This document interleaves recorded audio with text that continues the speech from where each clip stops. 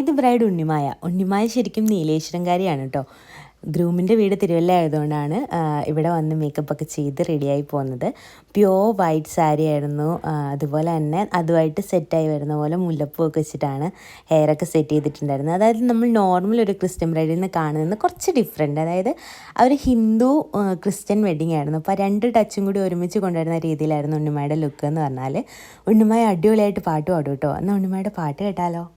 നുകരാൻ കൊതിച്ച തീൻ തുളുമ്പിയോ പറയുമറിയ മൊഴികൾ പ്രണയ മധുരമായി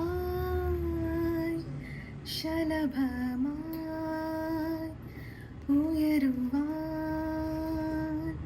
മലരിനും മോഹമായി. ഇഷ്ടപ്പെട്ടു. നല്ല മേക്കപ്പ്, നല്ല കസ്റ്റമർ സർവീസ്, എല്ലാം നല്ലതായിരുന്നു.